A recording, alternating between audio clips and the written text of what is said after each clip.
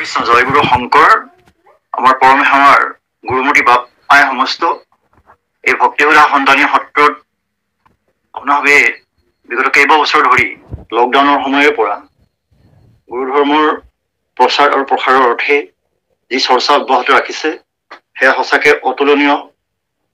কাৰণ এই প্ৰযুক্তিবিদ্যাৰ সহায় লৈ আমি আমাৰ একান্ত গুৰু সেৱকসকলক এনেকৈ একগোট কৰাৰ যি প্ৰচেষ্টা আৰু ইয়াৰ বাবে আপোনাভাৱে যি সময় আৰু ধন ব্যয় কৰিছে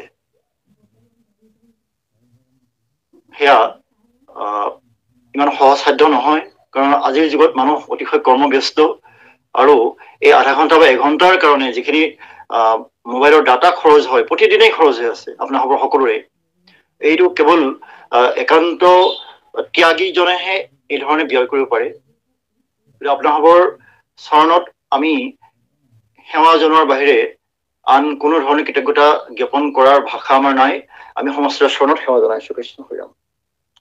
আমাৰ ব্যক্তিগত অসুবিধা বশতঃ আমি আপোনালোকক সময় দিব নোৱাৰো, সদায় পোৱা নাই, আমাৰ বিভিন্ন ধৰণৰ ব্যস্ততা থাকে।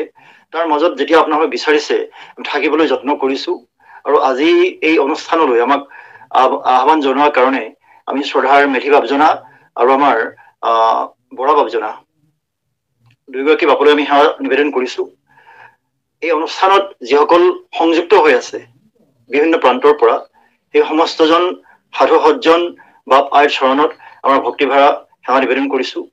যিটো বিষয় আমাক কবলৈ কোৱা হৈছে বা আমি যিটো বিষয় কম বুলি ভাবিছো বা আজি আমি এই বিষয়বস্তু বাছি লোৱা হৈছে তাৰ কাৰণে আমাতকৈ যোগ্য ব্যক্তি বহুত ইয়াত আছে। কাৰণ আমি তেনেই ভক্তি ধৰ্মৰ চালুকীয়া আমি। তথাপি আমাৰ মনৰ কিছু অনুভৱ আমি ব্যক্ত কৰিছিলো গণমাধ্যম যোগে। দৰিয়লি প্লাছ নামৰ এটা ইউটিউব চেনেলৰ পৰিচালকজন আমাৰ ওচৰলৈ আহিছিল, যে তেখেতে কৈছিলে যে দাদা আমি এই বিষয়টোত অকমান আপোনাৰ মন্তব্য বিচাৰো, যিহেতু আমি মূলৰ পদাধিকাৰ বা প্ৰধান সম্পাদক বাপক আমি ঢুকি নাপাওঁ। গতিকে ইয়াত কথাখিনি কব পৰাকে আপোনাৰ বাহিৰে আমি ইয়াত কাকো ঢুকি নাপাওঁ এইখিনি ওচৰত, ইমান ওচৰতে। গতিকে তেতিয়া আমি কৈছিলো যে এই কথাখিনি আচলতে আমি কব পৰা যোগ্যতা আমাৰ নাই, কিয়নো শ্ৰীমন্ত শংকৰদেৱ সংঘৰ হৈ বক্তব্য ৰখাৰ অধিকাৰ কেৱল পদাধিকাৰ প্ৰভু আৰু প্ৰধান সম্পাদক বাপৰহে আছে। কৈছে এয়া সংঘৰ হৈ আপুনি কব নালাগে, আপুনি আমাৰ নিজৰ ব্যক্তিগত কথাখিনি কওক। তেতিয়া আমি বিনয়ী ভাৱেৰে নিজৰ ব্যক্তিগত কথাখিনি কৈছো। আৰু কবলৈ যাওঁতে হয়তো কাৰোবাৰ মনত ভাল লাগিছে, কাৰোবাৰ বেয়া লাগিছে, কিন্তু সেইটো আমি বিশেষ মন কৰা নাই। ভাল লগা বা বেয়া লগাটো ইমান কথা নহয়। সময়ৰ কাম সময়ত কৰি যাব লাগিব। কোনোবাই নোকোৱা কথাখিনি যদি কোৱাৰ প্ৰয়োজন হয় আমি কব লাগিব। গতিকে আমি কেৱল শ্ৰীমন্ত শংকৰদেৱ সংঘৰ স্বাৰ্থত, গুৰুজনাৰ আদৰ্শ ৰক্ষাৰ স্বাৰ্থত আমি কথাখিনি ব্যক্ত কৰিছো বাপ আই সমস্ত। সেই কথাখিনি আগবঢ়াওঁতে আমাৰ বঢ়াটোতা নিশ্চয় হৈছে। তাৰ কাৰণে আমি সমূহ শ্ৰোতা মণ্ডলীৰ ওচৰত, দৰ্শক মণ্ডলীৰ ওচৰত আমি সবিনয়ে কৰজোৰে প্ৰাৰ্থনা জনাইছো, ক্ষমা বিচাৰিছো। আজিৰ যিটো বিষয় নহো জানা আমি চাৰি জাতি, এই বিষয় বাছনি আমিয়ে কৰিছো। আচলতে বাপজনে সুধিছিলে যে বিষয়টো কি বিষয় ললে ভাল হ'ব। কাৰণ এতিয়াৰ যিটো সংঘাতময় পৰিৱেশ, গুৰু ধৰ্মৰ লগত সংঘাত দেখাত যদিও সংঘাত শ্ৰীমন্ত শংকৰদেৱ সংঘৰ লগত হৈছে, কিন্তু আচলতে এয়া শ্ৰীমন্ত শংকৰদেৱ সংঘৰ লগত হোৱা সংঘাত নহয় বাপ। কাৰণ শ্ৰীমন্ত শংকৰদেৱ সংঘ বুলিবলৈ কোনো নিৰ্দিষ্ট জাতি বা কোনো জনগোষ্ঠী নাই। আচলতে আমি অসমৰ প্ৰায় ২৭টা জাতি জনগোষ্ঠী, অসমৰ বুলি নহয় বাহিৰৰো আছে, উৰিষ্যাৰ পৰাও মানুহ আছে শ্ৰীমন্ত শংকৰদেৱ সংঘত।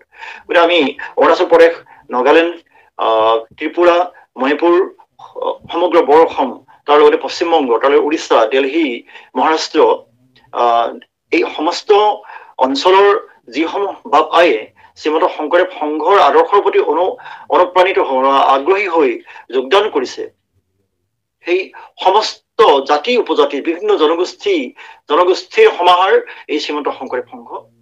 গতিকে আজি এটা অসমৰ এটা স্বাভিমানী জনগোষ্ঠী টাই আহোমসকলৰ যি পৰম্পৰাগত মেডাম মেফি উৎসৱ, এই মেডাম মেফি উৎসৱলৈ আমাৰ কোনো সংগী যোৱাৰ কাৰণে সেই সংশ্লিষ্ট প্ৰাথমিকখনৰ সৈতে তেওঁৰ সংঘাত হল। এয়া সংঘাত শ্ৰীমন্ত শংকৰদেৱ সংঘৰ সৈতে নাছিলে, প্ৰাথমিকখনৰ সৈতে আছিলে। আৰু আমি জানিব পৰা মতে সেইখন প্ৰাথমিকৰ আটাইখিনি পৰিয়াল একেই টাই আহোম সম্প্ৰদায়ৰ হয়। ২০০খন ঘৰ সেই প্ৰাথমিকত আছে আৰু তাৰে ১৯৯খন ঘৰে গুৰু ধৰ্মৰ অনুগমন কৰিছে। আৰু এজন ব্যক্তি মাত্ৰ, বোধ কৰো তেখেতৰ নাম চন্দ্ৰ বৰুৱা, গহপুৰ অঞ্চলৰ। জনগোষ্ঠীয় দুটামান সংগঠনৰ লগত জড়িত তাই ভাষা সাহিত্য সভাৰ লগত জড়িত বোধ কৰোঁ আৰু এই লেখীয়া জড়িত আছে তেখেত গ'ল যোৱাৰ কাৰণে তেখেতক সেই সংশ্লিষ্ট প্ৰাথমিকখনে কি কৰিলে যে নটিচ জাৰি কৰিলে যে আপুনি যেহেতু জনগোষ্ঠীয় এই কৰ্মকাণ্ডীয় অনুষ্ঠানৰ জড়িত হৈছে গতিকে আপুনি আপোনাৰ একৰ্ষণ ভংগ হৈছে গতিকে আপোনাৰ লগত আমি সহযোগ কৰিব নোৱাৰো এইটো হ'ল আমাৰ শ্ৰীমন্ত শংকৰদেৱ সংঘৰ মহাপুৰুষ গুৰুজনাৰ একৰ্ষণীয় আদৰ্শৰ আধাৰত গ্ৰহণ কৰা এটা অনুশাসন আৰু সেই কথাটো তেওঁ ৰাজহুৱা কৰিলে তেওঁ মিডিয়াৰ ওচৰলৈ গ'ল আৰু গৈ পেলাই শেষত গৈ শ্ৰীমন্ত শংকৰদেৱ সংঘৰ বিৰুদ্ধে এটা বৃহৎ জাগৰণ সৃষ্টি কৰালে সংঘৰ বিৰুদ্ধে সংঘৰ আদৰ্শৰ বিৰুদ্ধে এয়া আদৰ্শ কেৱল সংঘৰ আদৰ্শ নেকি আমাৰ প্ৰশ্নটো হ'ল এই আদৰ্শ কেৱল শ্ৰীমন্ত শংকৰদেৱ সংঘৰ আদৰ্শ নেকি কাৰ আদৰ্শ এয়া মহাপুৰুষ শ্ৰীমন্ত শংকৰদেৱ গুৰুজনাৰ আদৰ্শ গুৰুজনাই কি লিখিছে গুৰুজনাৰ যিবোৰ লিখনি আছে সেই লিখনিসমূহ যদি আমি চাওঁ তেওঁ লিখিছে কি লিখিছে যে শকতিত নাহি জাতি অজাতি বিচাৰ হৰি ভকতিত সমস্তৰ অধিকাৰ ভকতিত কোনো জাতি উচ্চ জাতি নিম্ন জাতি কোনো বিচাৰ নাথাকে কাৰণ এইখন বৰ্ণবাদী সমাজ নহয় এইখন একান্তমতে আধ্যাত্মিক সমাজ সকলো মানুহকে আনকি গুৰুজনাই সকলো জীৱকেই ঈশ্বৰৰ অংশ হিচাপে ঈশ্বৰত্ব প্ৰদান কৰি থৈ গৈছে ইয়াত উচ্চ জাতি নিম্ন জাতি এই যে উপাধি লৈ যিটো তল ওপৰ কৰা হয় উচ্চ নিচ কৰা হয় এই লেখীয়া কথা এইখন সমাজত নাই এইখন সংঘীয় সমাজ এখন মহাপুৰুষীয় সমাজ এখন বৈষ্ণৱ সমাজ এখন একৰ্ষণ হৰিনাম ধৰ্মৰ সমাজ মহাপুৰুষ গুৰুজনাই কি লিখিছে যে আমি যত জীৱ জংগম কীট পতংগম অগ নগ যোগ তেৰিকায়া এয়া হ'ল তেওঁৰ বৰগীতৰ ভাষা যিমান এই বিশ্ব ব্ৰহ্মাণ্ডত এই পৃথিৱীখনত যিমান জীৱ আছে কীট পতংগ যিমান আছে সকলো তোমাৰেই কায়া তোমাৰ কায়া মানে তোমাৰে অংশ স্বৰূপ তুমি সেইবোৰ দেহত আত্মাস্বৰূপে বিৰাজ কৰিছা ঈৰ্ষ স্বৰূপে হৰি সবঘতে বৈঠহ জৈছন গগন ব্যাপী ঈৰ্ষ স্বৰূপে আত্মাস্বৰূপে তুমি প্ৰতিটো ঘটত প্ৰতিটো জীৱত তুমি প্ৰতিটো দেহত তুমি আছা গতিকে প্ৰভু তোমাৰ অংশ আমি যত জীৱ যাক তোমাৰ অংশ হিচাপে আমি সকলো আছো পৰম ব্ৰহ্মৰ বিস্তৃত অংশ জীৱাত্মা পৰম পুৰুষৰ পৰমাত্মাৰ বিস্তৃত অংশ জীৱাত্মা এই পঞ্চভৌতিক শৰীৰ ধাৰণ কৰি এই পৃথিৱীত জীৱসমূহে নিজৰ দায়িত্ব নিজৰ জাগতিক কৰ্তব্য পালন কৰিছে মাত্ৰ শৰীৰৰ ধৰ্ম অনুসৰি প্ৰতিটো জীৱই কৰ্তব্য কৰিছে আমি মানুহ এবিধ জীৱ আৰু মানুহ হল সকলো জীৱতকৈ শ্ৰেষ্ঠতম জীৱ সকলো জীৱতকৈ সকলো শৰীৰতকৈ মানুহৰ শৰীৰ ধন্য বুলি কোৱা হৈছে ধন্য নৰতনু ভাল বুলি কোৱা হৈছে নৰতনু ধন্য কি কাৰণে নৰতনু ধন্য যে আমাৰ আহাৰ নিদ্ৰা ভয় আৰু মৈথুন ইয়াৰ বাহিৰেও আমাৰ কি আছে বিবেক আৰু বিবেচনা আছে ধৰ্ম আছে ভাষা সাহিত্য আছে সংস্কৃতি আছে আমাৰ সুন্দৰ সমাজ পাতি বাস কৰাৰ ব্যৱস্থা আছে অন্য জীৱবিলাকে তেনেকৈ মানুহৰ নিচিনাকে পৰা নাই তেওঁলোকৰ বিকাশ ইমান বেছি হোৱা নাই গতিকে সেইকাৰণে মানুহৰ শৰীৰ ধন্য আমি এইটো শৰীৰেৰে ঈশ্বৰ উপাসনা কৰিব পাৰো ঈশ্বৰ সেৱা কৰিব পাৰো অন্য জীৱই ঈশ্বৰৰ গুণগান শ্ৰৱণ কীৰ্তন কৰিব নোৱাৰে ঈশ্বৰ সেৱা পূজা ধ্যান সমাধি কৰিব নোৱাৰে কেৱল মনুষ্য শৰীৰহে ঈশ্বৰ সেৱাৰ যোগ্য এতিয়া মানুহৰ মাজত যিবোৰ বিভাজন আহিছে এই বিভাজনবোৰ ক'ৰ পৰা আহিছে আজি যিটো সংঘাত হৈছে এয়া কেৱল বিভাজনৰ কাৰণে হৈছে বিভাজন দুই ধৰণৰ এটা হ'ল নৃগোষ্ঠীয় বিভাজন আৰু আনটো হ'ল বৰ্ণ বিভাজন নৃগোষ্ঠীয় বিভাজন বিশ্বৰ বিভিন্ন প্ৰান্তত বিভিন্ন জলবায়ু সাপেক্ষে বিভিন্ন খাদ্য অভ্যাসগত কাৰণত বিভিন্ন নৃগোষ্ঠীৰ উৎপত্তি হৈছে যদিও আদিতে বিশ্বৰ সকলো মানুহ একেটা প্ৰজাতিৰ হোমোসেপিয়েন্স প্ৰজাতিৰ আছিলে আফ্ৰিকাৰ ইথিওপিয়াৰ পৰা এই প্ৰজাতি বিস্তাৰিত হৈছে আৰু বিস্তাৰিত হৈ সমগ্ৰ ইউৰোপ এছিয়া আনকি আমেৰিকা অষ্ট্ৰেলিয়া পৰ্যন্ত বিস্তাৰিত হৈছে এয়া বিজ্ঞানৰ কথা আমাৰ পূৰ্বপুৰুষসকল সকলো বান্দৰ জাতীয় প্ৰাণীৰ পৰা বিকশিত হৈ হৈ এই মানুহৰ উৎপত্তি হৈছে। শ্ৰীমদ ভাগৱতেও সেই মত স্বীকাৰ কৰিছে যে 84 লক্ষ জন্ম বিভিন্ন ধৰণৰ পৰিৱৰ্তনৰ যোগেদি আহি মানুহ হৈছে।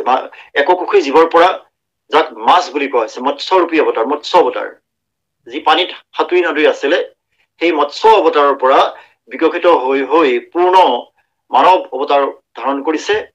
তাকেই দশাৱতাৰত বৰ্ণনা কৰিছে। মৎস্য কুৰ্ম নৰসিংহ বামন পৰশুৰাম হলিৰাম বৰা শ্ৰীৰাম বুদ্ধ কল্কি নামে দশ আকৃতি ধৰিছা কৃষ্ণ তজুপয় কৰহু প্ৰণাম। এয়া আচলতে মানুহৰ বিৱৰ্তনৰ এটা প্ৰক্ৰিয়াহে মাত্ৰ।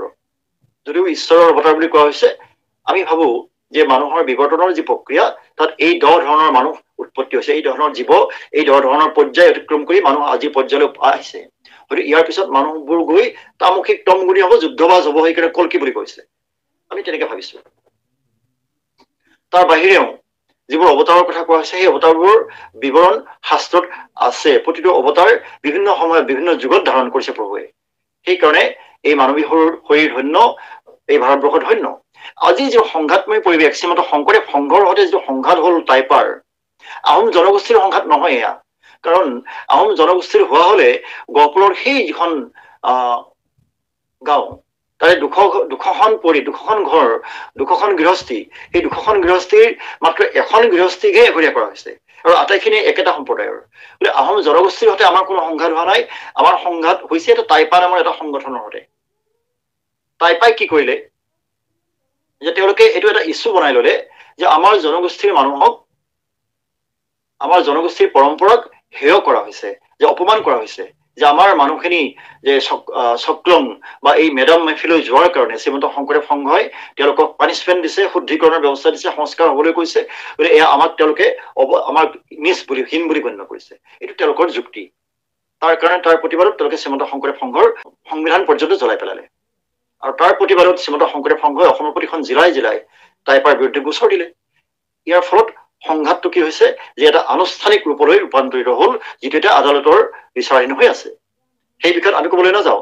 আমি ক'বলৈ খোজা কথাটো হ'ল যে যিটো জনগোষ্ঠীয় যিটো চেতনা, এই জনগোষ্ঠীয় চেতনাৰ মূলটো ক'ত আছে? ঈশ্বৰে জনগোষ্ঠী নিৰ্মাণ কৰা নাই। ঈশ্বৰে কি কৈছে? বৰ্ণ তৈয়াৰ কৰিছে। বৰ্ণ তেওঁ কৈছে চাতুৰ বৰ্ণং ময়া সৃষ্টম গুণ কৰ্ম বিভাগ হৈছো। মই গুণ আৰু কৰ্মৰ বিভাগ অনুসৰি 4টা বৰ্ণ সৃষ্টি কৰিছো। কি সেই বৰ্ণ 4টা? যে ব্ৰাহ্মণ, ক্ষত্ৰিয়, বৈশ্য আৰু শূদ্ৰ। ব্ৰাহ্মণ কোন, ক্ষত্ৰিয় কোন, বৈশ্য কোন, শূদ্ৰ কোন? গুণে ব্ৰাহ্মণ ক্ষত্ৰিয়ৰ যোগুণে বৈশ্য শূদ্ৰ তম গুণে জানিবা অৰ্জুনে। অৰ্জুন, যে এই যে মই 4টা বৰ্ণৰ সৃষ্টি কৰিছো, কিহৰ ভিত্তিত? যে গুণ আৰু কৰ্মৰ ভিত্তিত। গুণ সত্য, ৰজ, তম, এই 3টা গুণৰ বিষয়ে আমি সকলোৱে জানো। সত্য গুণে ব্ৰাহ্মণ, সত্য গুণীসকলক ব্ৰাহ্মণ বুলি কোৱা হৈছে। ব্ৰাহ্মণৰ উপাধি কথা কোৱা নাই বা জন্মৰ কথা কোৱা নাই। সত্য গুণীসকল ব্ৰাহ্মণ, ৰজগুণীসকলক ক্ষত্ৰিয় বুলি কোৱা হৈছে। সত্য গুণে ব্ৰাহ্মণ, ক্ষত্ৰিয়, ৰজগুণে বৈশ্য শূদ্ৰ তম গুণে জানিবা অৰ্জুনে। বৈশ্য আৰু শূদ্ৰ কিহৰ দ্বাৰা নিৰ্ণীত হয়? তম গুণৰ দ্বাৰা। যিসকল তম গুণী তেওঁলোকক বৈশ্য বা শূদ্ৰৰ শ্ৰেণীত নিৰ্ণয় কৰিছে। এতিয়া সত্যগুণী হবলৈ উপাধিৰ কিবা প্ৰয়োজন আছে নেকি? যে উপাধি গোস্বামী লিখিব লাগিব, উপাধি শৰ্মা লিখিব লাগিব, উপাধি ঠাকুৰ লিখিব লাগিব, ভট্টাচাৰ্য লিখিব লাগিব, চক্ৰৱৰ্তী লিখিব লাগিব, এনেকুৱা কোনো কথা নাই। গুণ আহৰণ কৰা এটা বিষয়। গুণ ক'ৰ পৰা আহে? যে গুণ আহে 3টা প্ৰক্ৰিয়াৰ জৰিয়তে। প্ৰথম আহে বংশগতিৰ পৰা। পিতৃ বা মাতৃ, তেওঁৰ পূৰ্বপুৰুষসকল, মাতামহ, পিতামহ, এই সমস্ত গুণাৱলী সন্তানলৈ জেনেটিক প্ৰক্ৰিয়াৰে নিজে নিজেই প্ৰবাহিত হয়। আৰু গুণ আহে পৰিৱেশৰ পৰা। এটা সন্তানক যিটো পৰিৱেশত ডাঙৰ কৰা হয়, সেই পৰিৱেশৰ পৰা তেওঁ গুণবোৰ আহৰণ কৰে, মাত কথাবোৰ আহৰণ কৰে, আচৰণবোৰ শিকে।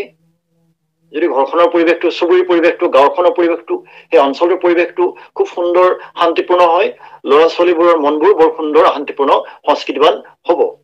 আৰু যদি বিশৃংখল উচ্ছৃংখল পৰিৱেশ হয়, যিমান ভাল বংশজাত সন্তান নহওক তালৈ সেই বেয়া কথাবোৰ আহিব, সমাজৰ পৰা আহিব। আৰু গুণ আহে, বেছিখিনি গুণ আহে খাদ্যৰ পৰা। সেইকাৰণে কোৱা হয় we are what we eat বা you are what you eat। আপুনি সেইজনেই মানুহ, আপুনি যি খাইছে সেয়াই আপোনাৰ পৰিচয়, খাদ্যই জীৱৰ পৰিচয়। গতিকে যদি সঠিক আহাৰ গ্ৰহণ কৰা হয় তেতিয়াহ'লে মানুহৰ মন সাত্বিক হ'ব, সুন্দৰ হ'ব। যি ৰাজসিক বা তামসিক আহাৰ গ্ৰহণ কৰে তেওঁ মানুহৰ মনবোৰ ৰাজসিক বা তামসিকেই হ'ব নিশ্চয়। এই তিনিটা প্ৰক্ৰিয়াৰে গুণবোৰ আহে।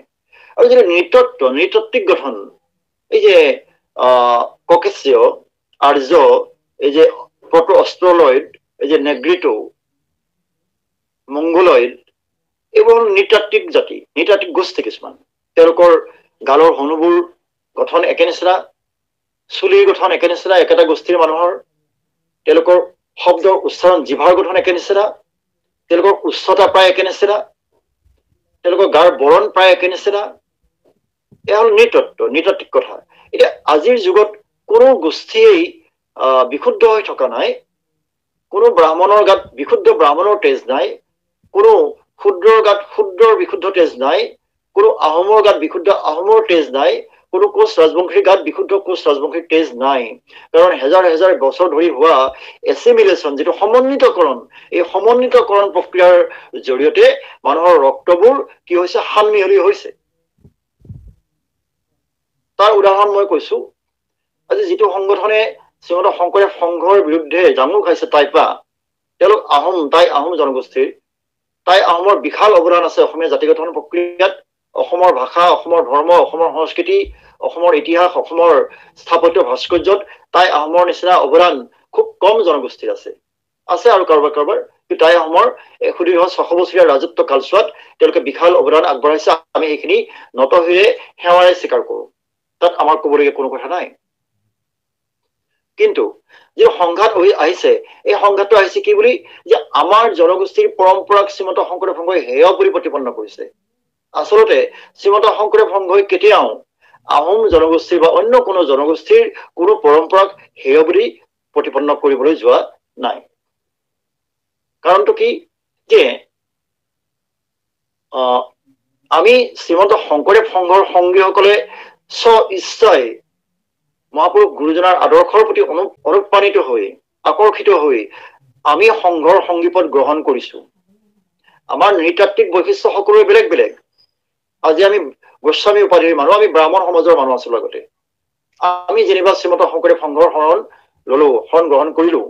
আজি আমি যদি নীতি ভংগ কৰো, আমাৰ ওপৰত সেই একেখিনি সাংবিধানিক ব্যৱস্থাই বলবৎ হব।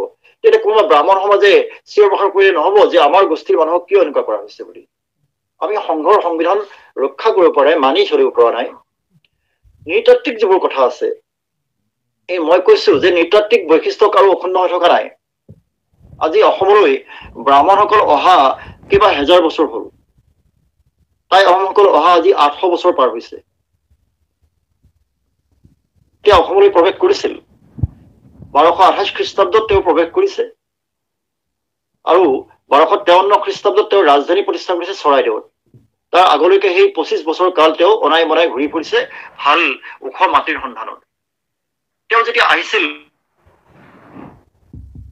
সম্পূৰ্ণ দলটোত মানুহ আছিলে মাত্ৰ 9000 মানুহ আছিলে।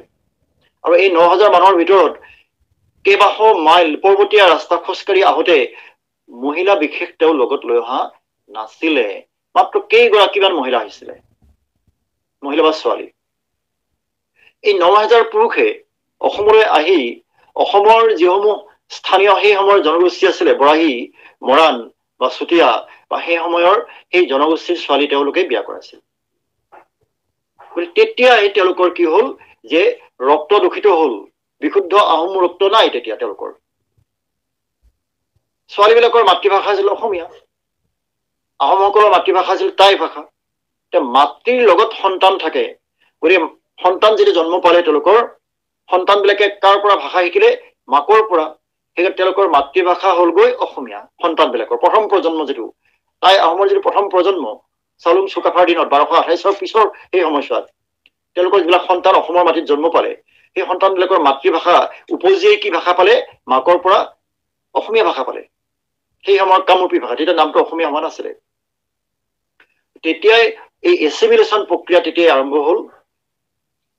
আৰু তেনেকৈয়ে পৰৱৰ্তী সময়ত এই এছিমিলেশ্যন, এই সমন্বয় আৰু বাঢ়ি গ'ল। আজি টাই সকলৰ যিখিনি পৰম্পৰা, মই দুটামান ভিডিঅ' চাইছো, তেওঁলোকৰ ভাষা পাঠশাকুত এখন স্কুল আছে, বিদ্যালয় আছে, টাই ভাষা শিকায়, খুব ভাল কথা। টাই ভাষাৰ চৰ্চা হওক আৰু যিবোৰ অকথিত বুৰঞ্জী আছে, ইতিহাস আছে, সেইবোৰ উদ্ধাৰ হওক, তাৰ কাৰণে আমি আহ্বান জনাইছো। কিন্তু তেওঁলোকে এইটো কেতিয়াও কৰিব নোৱাৰে যে আমি সকলো টাই আহোমে অসমীয়া ভাষা বিসৰ্জন দি আমি টাই শিকিম। এইটো সম্ভৱ নহয়, কাৰণ কি অসমৰ সামাজিক আৰু ৰাজনৈতিক পটভূমিত সেইটো কেতিয়াও সম্ভৱ নহব। কেইবা হেজাৰ, কেইবা লাখ আহোম পৰিয়াল আছে অসমত, আৰু তেওঁলোকে সকলোৱে টাই ভাষা শিকি টাইসকলৰ যি পূৰ্বৰ পৰম্পৰালৈ উভতি যাবলৈ হলে তেওঁলোকৰ হয়তো এই যি সমন্বয় আছে, এই সমন্বয়ৰ পথ ৰুদ্ধ হৈ যাব। এতিয়া টাইসকলৰ যি ধৰ্মীয় বা সামাজিক পৰম্পৰা আছে, ফুৰালুং ধৰ্ম আছে, চকলং বিবাহ আছে, মেডাম মেফি প্ৰমুখ্যে যিবোৰ তেওঁলোকৰ জনগোষ্ঠীয় উৎসৱ আছে, এইবোৰ নিশ্চয় অনুগামীসকলে পালন কৰাৰ অধিকাৰ আছে।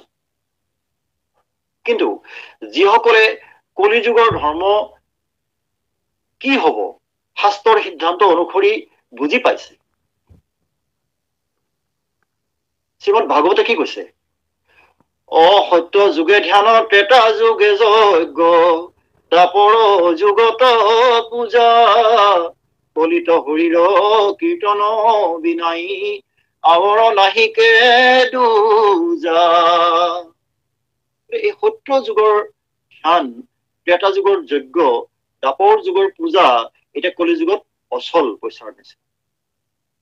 এতিয়া কলি যুগত কেৱল ঈশ্বৰৰ নাম কীৰ্তনৰ জৰিয়তেহে কলিৰ মানুহে মুক্তি পাব, গতি পাব, আৰু এই কলিৰ যি পাপময় পংকিলতা, পাপৰ সাগৰ, এই পাপৰ সাগৰৰ পৰা উদ্ধাৰ পাব। এতিয়া বাধা দিবৰ শক্তি কাৰো নাই। যিসকলে একশৰণত বিশ্বাসী নহয়, তেওঁলোকে নিজৰ নিজৰ ধৰ্ম পালন কৰাত আমি কেতিয়াও বাধা দিয়া নাই। আৰু যিসকলে একশৰণ মানি চলিব বিচাৰে, তেওঁলোকক এখন ভাৰতবৰ্ষ এখন ধৰ্ম নিৰপেক্ষ ৰাষ্ট্ৰ। ইয়াত কোনেও কাৰো ধৰ্ম জোৰ কৰি জাপি দিব নোৱাৰে, আৰু কোনেও কাকো ধৰ্ম পালন কৰিব নালাগে বুলি কব নোৱাৰে।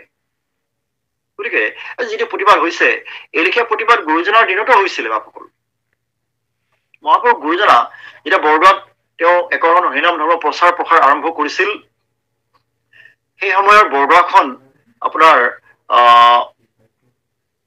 আহোম ৰাজ্য আৰু কোচ ৰাজ্যৰ প্ৰায় সোঁমাজতে আছিলে। আৰু বোধকৰোঁ সেই সময়ত বৰদোৱাখন আহোমৰ তলতীয়া আছিলে। গতিকে আহোম স্বৰ্গদেউসকলৰ ওচৰত এটা তৃতীয় শক্তিয়ে গৈ গোচৰ দিলে, বোলে আপোনালোকৰ ৰাজ্যত শংকৰ নামৰ এজন শূদ্ৰই অধৰ্ম বিস্তাৰ কৰি আহিছে, কোনো দেৱতা পূজা নামানে, আৰু বেদৰ যি বিধান, বৈদিক হোম যাগ যজ্ঞ, এইবোৰ তেওঁ নামানে, তেওঁ ঈশ্বৰৰ নাম, কোনো মূৰ্তি পূজাও নামানে, কেৱল নাম প্ৰচাৰ কৰি আছে, আৰু তোমাৰ ৰাজ্যত অধৰ্ম হব।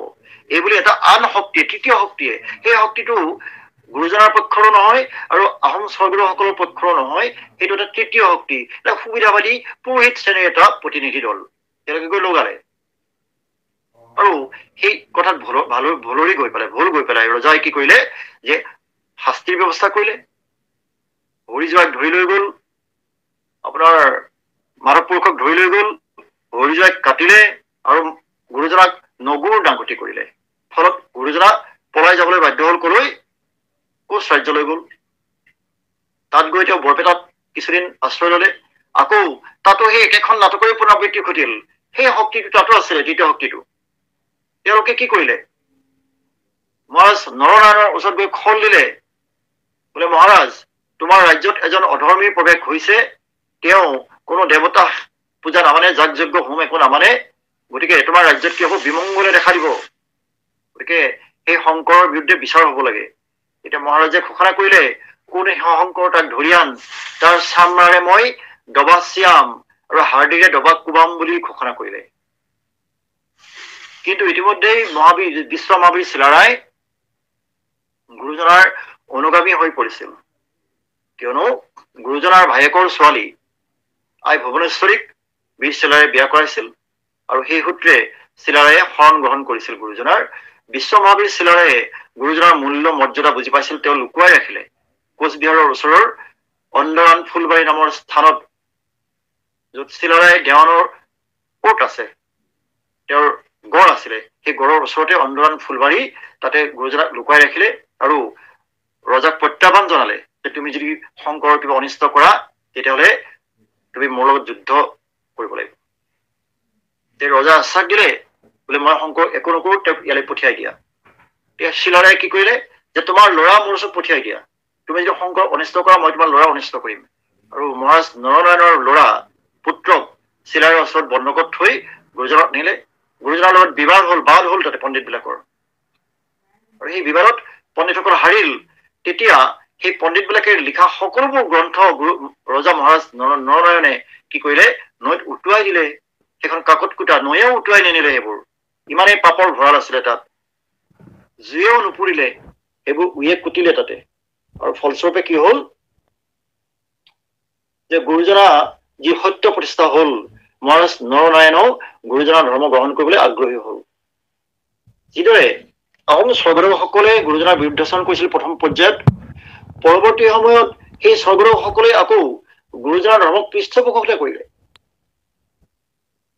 4খন ৰাজসত্ৰ প্ৰতিষ্ঠা কৰিলে, আউনীআটী, গড়মূৰ, পূৰবাহী আৰু দক্ষিণ পাট। এই স্বৰ্গদেউসকলে যিটো সত্য উপলব্ধি কৰিলে যে শ্ৰীমন্ত শংকৰদেৱ গুৰুজনাই, শ্ৰীমন্ত শংকৰদেৱে যি ধৰ্ম প্ৰচাৰ কৰিছে এয়াই আচলতে কলিযুগৰ মানুহৰ কাৰণে আটাইতকৈ উপযুক্ত, এই সত্য তেওঁলোকৰ উপলব্ধি হৈছিল। ফলস্বৰূপে তেওঁলোকে সেই ধৰ্মক প্ৰথমতে মহাৰাজ বৰৰাণী ফুলেশ্বৰীয়ে বিৰোধিতা কৰিছিলে, ভকতক নিগ্ৰহ কৰিছিলে আৰু ভকতক বলপূৰ্বক দিয়াইছিলে। কিন্তু পিছত গৈ তেওঁলোকৰ সত্য উপলব্ধি হল যে আচলতে আমি যিটো কৰিছিলো এইটো ভুল কৰিছিলো, গতিকে আমি এই ধৰ্মক পৃষ্ঠপোষকতা কৰা উচিত। ফলস্বৰূপে তেওঁলোকে মাটি বাৰী পাইক দান দি সত্ৰসমূহ পৃষ্ঠপোষকতা কৰিলে।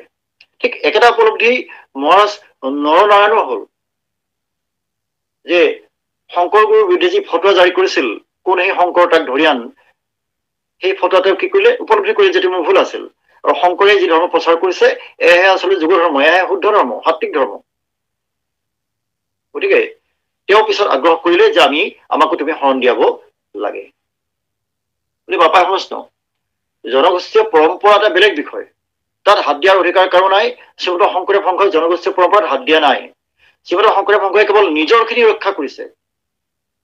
আমি আনৰ মাটি বেদখল কৰা নাই, আমি নিজৰ মাটিখিনি ৰক্ষা কৰাৰ অধিকাৰ আমাৰ আছে। সংঘ পৰিচালনা কৰিবৰ কাৰণে আজি কেইবা লাখ সংগী আছে সংঘত, প্ৰায় 40 লক্ষাধিক সংগী সংঘত আছে। এই 40 লক্ষাধিক সংগী অসমৰ বিভিন্ন জনগোষ্ঠীৰ পৰা আহিছে। বিভিন্ন ভাষা, বিভিন্ন ধৰ্ম, বিভিন্ন পৰম্পৰা ত্যাগ কৰি তেওঁলোকে সংঘৰ সংগী হৈছে, আৰু এই সংগীসকলক ঐক্যবদ্ধ কৰি ৰাখিবৰ কাৰণে কিছুমান বিধি বিধানৰ প্ৰয়োজন আছে নিশ্চয়। আজি যিসকল সাংবাদিকে, যিসমূহ সংবাদ গোষ্ঠী আমাৰ বিৰুদ্ধাচৰণ কৰিছে, তেওঁলোকে কি বিচাৰে? তেওঁলোকে বিচাৰে নেকি অসমৰ প্ৰতিটো জনগোষ্ঠী সকলোৰে পৰা সকলো আঁতৰি যাওক, সকলোৱে সকলোকে ঘীন কৰিবলৈ লওক? মহাপুৰুষ শ্ৰীমন্ত শংকৰদেৱ গুৰুজনাৰ পূৰ্বৰ যিখন অসম, সকলোৰে লগত সকলোৰে যুদ্ধ, আহোমৰ লগত কোচৰ যুদ্ধ, চুতীয়াৰ লগত আহোমৰ যুদ্ধ, কছাৰীৰ লগত আহোমৰ যুদ্ধ, ভূঞাৰ লগত কছাৰী যুদ্ধ, মোগলৰ লগত আহোমৰ যুদ্ধ, এই যুদ্ধ বাজ এটা পৰিৱেশ সংবাদ গোষ্ঠীসমূহে বিচাৰে নেকি? আজি অসমীয়া বৃহত্তৰ অসমীয়া জাতি গঠন প্ৰক্ৰিয়াত মহাপুৰুষ শ্ৰীমন্ত শংকৰদেৱ গুৰুজনাৰ লগতে শ্ৰীমন্ত শংকৰদেৱ সংঘৰ যি বিশাল অৱদান, তাক আজি এচাম সাংবাদিকে অমান্য কৰিছে। তেওঁলোকে কৈছে যে পুনৰ জনগোষ্ঠীয় পৰম্পৰাসমূহ উজ্জীৱিত হওক। কি পৰম্পৰা? যিবোৰ পৰম্পৰা আমি এৰি থৈ আহিছো কেতিয়াবাই। এই যে শদিয়াৰ কেঁচাইঘাটী মন্দিৰত মানুহ বলি দিছিলে, এই যে কামাখ্যা মন্দিৰত মানুহ বলি দিছিল, নৰবলি বুলি কোৱা হয়।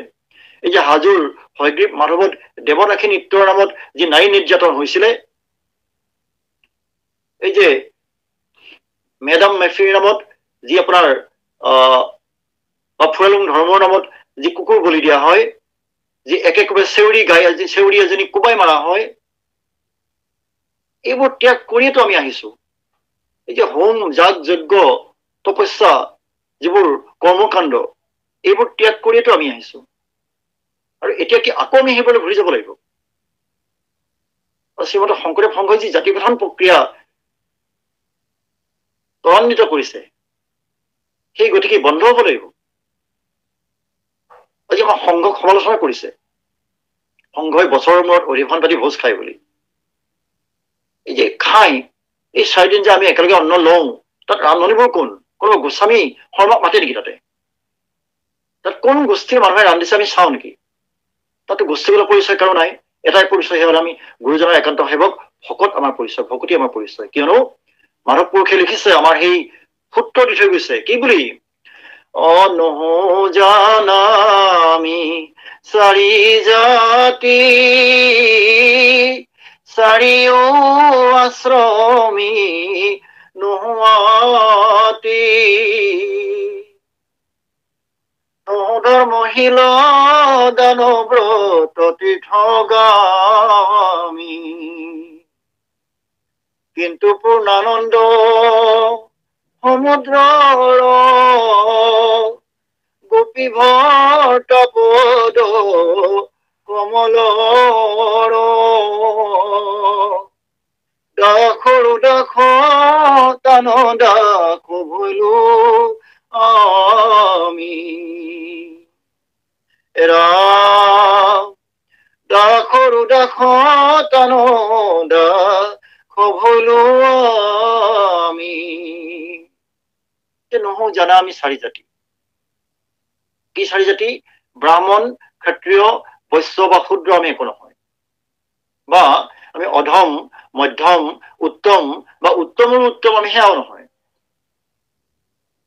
আমি ধৰ্মশীল নহয়, আমি দানীও নহয়, আমি তপস্যাও নকৰো, আমি ব্ৰতো নকৰো, ব্ৰত পালন নকৰো। তেনে আমি কি? পূৰ্ণানন্দ সমুদ্ৰ গোপী ভৰ্তা কৃষ্ণৰ পদ কমলৰ দাসৰো দাস যিসকল আছে, সেই সকলৰ আমি দাস। আমি ঈশ্বৰৰ একান্ত অনুগত। আমাৰ কোনো জাতিগত অহংকাৰ, বিদ্যাৰ অহংকাৰ, ধনৰ অহংকাৰ, বৰ্ণৰ অহংকাৰ আমাৰ একো নাই। আমি আনকি নিজৰ গোষ্ঠীগত সকলো পৰিচয় ত্যাগ কৰি থৈ আমি মহাপুৰুষৰ ধৰ্ম গ্ৰহণ কৰিছো সকলোৱে। তাৰ পিছত আমি গোষ্ঠীগত পৰম্পৰালৈ উভতি যোৱাৰ কি প্ৰয়োজন আছে? বা সেইটো কি যুক্তিসংগত হৈ জানো? যদি যাওঁ, তাৰ ওপৰত নিশ্চয় অনুশাসন হব। তাতে কোনেও বেয়া পাব, বেয়া ভাবিব লগীয়া একো নাই। আমি আজি ভাৰতবৰ্ষৰ নাগৰিক, কৰ্মসূত্ৰে বা যিকোনো কাৰণত আমি আন এখন দেশৰ নাগৰিকত্ব গ্ৰহণ কৰিলো। কৰিলে আমি সেই দেশৰ আইন কানুন বিধি বিধান মানি চলিব লাগিব। যদি আমি সেয়া ভংগ কৰো, তাতে গৈ সেই দেশৰ আইন অনুসৰি আমাৰ ওপৰত অনুশাসন নিশ্চয় আহিব। তেতিয়া কোনো ভাৰতৰ মানুহে চিঞৰিলে হ'ব জানো যে আমাৰ দেশৰ মানুহক কিয় তাত পানিছমেণ্ট দিয়া হৈছে বুলি? একেটাই কথা। আজি আমি প্ৰতিজন সংগীয়ে নিজৰ নিজৰ জনগোষ্ঠীয় পৰিচয় পৰিহাৰ কৰি সংঘভুক্ত হৈছো। কিয়নো কলিযুগৰ ধৰ্ম হল এই সংঘ শক্তি। সংঘং শৰণং গচ্ছামি বুলি ভগৱান বুদ্ধই কৈ থৈ গৈছে। সংঘবদ্ধ হবলৈ আহ্বান জনাইছে। সংঘ শক্তিয়েহে ৰক্ষা কৰিব কলিৰ পাপৰ পৰা। অকলে অকলে কোনেও ধৰ্ম পালন কৰিব নোৱাৰে। আমি নিজৰ নৃগোষ্ঠীয় জনগোষ্ঠীয় নৃতাত্ত্বিক সকলো বৈশিষ্ট্য কাটি কৰি থৈ আমি আজি সংঘীভুক্ত হৈছো, সংঘভুক্ত হৈছো, একৰ সমান 12 অধ্যায় শৰণ গ্ৰহণ কৰিছো। তাৰ পিছত যদি আমি আমাৰ এই শৰণ ভংগ কৰো, তেতিয়া নিশ্চয় অনুশাসন আহিব, কাৰণ ই এটা সুশৃংখলিত সংগঠন। আজি টাইপাৰ কিছুমান লিডাৰে প্ৰশ্ন কৰিছে যে শ্ৰীমন্ত শংকৰদেৱ সংঘক শংকৰদেৱে গঠন কৰিছিল নেকি? আমাৰ উল্টা এটা প্ৰশ্ন আছে যে টাইপাক চালুং চুকাফাই গঠন কৰিছিল নেকি, নে ৰুদ্ৰসিংহই গঠন কৰিছিল? এই ধৰণৰ প্ৰশ্ন আনিব নাপায়। মানুহৰ প্ৰয়োজনত, সমাজৰ প্ৰয়োজনত মানুহে সমাজ নিৰ্মাণ কৰে, সময়ৰ প্ৰয়োজনত। আৰু সেয়া কেতিয়া নিৰ্মাণ হয় কোনেও নাজানে। আজি যিবোৰ পৰিস্থিতি ধৰ্ম আছে, এই পৰিস্থিতি ধৰ্মবোৰ কোনে তৈয়াৰ কৰিছে? মানুহে তৈয়াৰ কৰিছে, মানুহে জীয়াই ৰাখিছে তাৰ নীতি নিয়ম। তেওঁলোকৰ প্ৰয়োজনত কৰিছে। আমিও আমাৰ প্ৰয়োজনত সংঘ গঠন কৰিছো। কি কাৰণে? যে গুৰু ধৰ্ম যেতিয়া বাগৰি পৰিছিল, গুৰু ধৰ্ম যেতিয়া ঘাই খুটা লৰিছিল, য'ত কৰ্মকাণ্ডৰ প্ৰৱেশ ঘটোৱা হৈছিল চক্ৰতামূলকভাৱে, তেতিয়াই আমাৰ সেই সময়ৰ মনীষীসকলে লক্ষ্মীনাথ বেজবৰুৱা প্ৰমুখ্যে, পিতাম্বৰ দেৱগোস্বামী প্ৰভু, হৰধৰ ভূঞা প্ৰভু, ৰমাকান্ত মুক্তিআৰতা প্ৰভু, গোপীকাবল্লভ গোস্বামী প্ৰভু, যোগেন্দ্ৰ নাৰায়ণ হাজৰিকা প্ৰভু, সনতৰাম বৰা প্ৰভু, এইসকলে সংঘ গঠন কৰিছিল।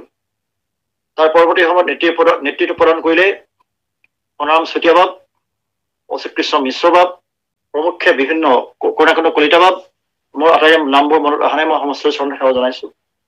তেখেতসকলৰ নেতৃত্বত সংঘ শক্তি পৰিচালিত হৈছে। দীননাথ ডেকা বাব আছিলে দৰঙৰ পৰা। গতিকে এইসকল মনীষীয়ে সংঘৰ বিধি বিধান, সংঘৰ চাৰিপুথি তৈয়াৰ কৰি থৈ গৈছে। আজি এতিয়াৰ বিষয়ববীয়াই সংঘৰ চাৰিপুথি তৈয়াৰ কৰি লোৱা নাই, আৰু এই চাৰিপুথি আজি প্ৰায় 100 বছৰ ধৰি চলি আছে। ইমান দিনেতো ইয়াৰ বিৰুদ্ধে কেতিয়াও অহা নাছিল, কোনো প্ৰতিবাদ হোৱা নাছিল। কি হোৱা নাছিল?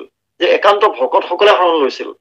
এতিয়া এনেকুৱা মানুহে শৰণ লৈছে যিসকলে আচলতে একশৰণো ৰক্ষা নকৰে, আৰু তেওঁলোকৰ নিজৰ গোষ্ঠীগত পৰম্পৰাও শুদ্ধকৈ ৰক্ষা নকৰে। তেওঁলোকেই যত বিতৰ্ক কৰিছে, তেওঁলোকেই যত কুটৰ ঘাই। আমি সবৰে চৰণে সেৱা জনাইছো। যদিহে গুৰুজনাৰ এই একশৰণ বিশুদ্ধভাৱে পালন কৰিব নোৱাৰে, শৰণ গ্ৰহণ কৰিব কিয় লাগে? আপুনি আপোনাৰ পৰম্পৰাত থাকক। আমিও যদিহে কেতিয়াবা আমাৰ উপলব্ধি হয় যে আমি একশৰণ ৰক্ষা কৰিব নোৱাৰো, আমি আমাৰ আগৰ পৰম্পৰালৈ ঘূৰি যাব লাগিব। তাৰ কাৰণে আমাৰ সংঘক দোষাৰোপ কৰি, সংঘক বদনাম কৰি যোৱাটো কোনো প্ৰয়োজন নাই। যি সংঘই মোক আশ্ৰয় দিছে, আজি যি সংঘই মোক এটা পৰিচয় প্ৰদান কৰিছে, যি সংঘই মোক ঈশ্বৰৰ সান্নিধ্যলৈ আনিছে, যি সংঘই মোক এখন বিশাল ভকতীয়া সমাজলৈ পৰিচয় কৰাই দিছে, সেই সংঘত মই 12 সংখ্যাই শৰণ লৈছো। সেই সংঘৰ প্ৰতি বিদ্ৰোহ আচৰণ কৰা মানে ভকতৰ দ্ৰোহ, মানে ঈশ্বৰৰ দ্ৰোহ। কাৰণ একশৰণ কাৰ? একশৰণ ঈশ্বৰ কৃষ্ণৰ। কি কৈছে কৃষ্ণই? সৰ্বধৰ্মান পৰিত্যাজিত মাম একং শৰণং ব্ৰজ অহং ত্বং সৰ্বপাপেভ্যো মোক্ষয়িষ্যামি মা শুচ। হে সখা অৰ্জুন, সকলো ধৰ্ম পৰিত্যাগ কৰি মোৰ চৰণত শৰণ লোৱা। মই তোমাৰ সকলো শোক, সকলো তাপ, সকলো পাপৰ পৰা মই মুক্তি দিম, মই অংগীকাৰ কৰিছো। এয়া হল ঈশ্বৰীয় আহ্বান। এই ঈশ্বৰীয় আহ্বান অনুসৰি গুৰুজনাই আমাক একশৰণ প্ৰদান কৰিছে, কৃপালু গুৰুজনাই। আৰু সেই অনুসৰি শ্ৰীমন্ত শংকৰদেৱ সংঘই একশৰণৰ হৰিনাম ধৰ্ম প্ৰচাৰ আৰু প্ৰসাৰৰ কাৰণে কাম কৰি আছে। আমি যদি একশৰণৰ বিৰুদ্ধে কৰিলো, আমি ঈশ্বৰৰ বিৰুদ্ধে গলো, আমি গীতা ভাগৱতৰ মতৰ বিপক্ষে গলো, তেহে ঈশ্বৰে কি ক্ষমা কৰিব? সেইকাৰণে বাপাই সমস্ত আমি শাস্ত্ৰৰ যি সিদ্ধান্ত, সেই সিদ্ধান্ত অনুসৰি চলিব লাগে। মই সন্মুখত মেলি লোৱা আছে, শ্ৰীমদ ভাগৱত মেলি লোৱা আছে, আপোনাৰ ভক্তি ৰত্নাৱলী, নামঘোষা আৰু কৃষ্ণ গীতা, এই 4খন শাস্ত্ৰ আমাৰ সন্মুখত আমি মেলি লৈছো প্ৰাসংগিক হব বুলি ভাবি। প্ৰথমতে আমি ভক্তি ৰত্নাৱলীৰ দুষাৰ বাক্য পাঠ কৰিব ওলাইছো। এতেকে ভক্তিত সমস্তৰে অধিকাৰ, নাহি বৰ্ণাশ্ৰম মাত নিয়ম বিচাৰ। নাহিকে সংজাত যদি মোহৰ বাক্যত, লৈও তেবে প্ৰমাণ সাক্ষাতে গজেন্দ্ৰত। নাহি কুলশীল ৰূপ, নাহিকে পণ্ডিত, নাহি বল বুদ্ধি তেজ, প্ৰভাৱ কিঞ্চিত। লৈলা ভক্তি ভাৱে মাত্ৰ কেৱল হৰণ, এতেকে সন্তুষ্ট তাত ভোল নাৰায়ণ। এয়া হল ভক্তি ৰত্নাৱলীৰ ভক্তি বিৰচনৰ 147 আৰু 148 নম্বৰ পদ। কি কৈছে? ভক্তিত সমস্তৰে অধিকাৰ। ইয়াত বৰ্ণাশ্ৰমৰ কোনো বিচাৰ ভক্তিত নচলে। যদি মোৰ বাক্যত তুমি সংজাত নোযোৱা, বিশ্বাস নকৰা, তে গজেন্দ্ৰত প্ৰমাণ লোৱা। গজেন্দ্ৰ হাতীহে আছিলে, এই হাতী হৈ তেওঁ ঈশ্বৰ শৰণ লৈছে, তাততো তেওঁ উচ্চ বংশৰ ব্যক্তি হব লগীয়া তেওঁ কথা নাই।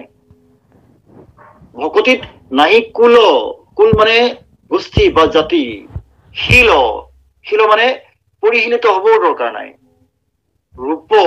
বৰ ৰূপৱান হ'বৰ প্ৰয়োজন নাই, দেখাত বৰ ধুনীয়া উচ্চ বংশজাত হোৱাৰ দৰকাৰ নাই, নাহিকে পাণ্ডিত্যৰ প্ৰয়োজন নাই, নাহি বৰ বলি হ'ব নালাগে, বুদ্ধি তেজ ইয়াৰ কোনো প্ৰভাৱ নপৰে ভক্তিত।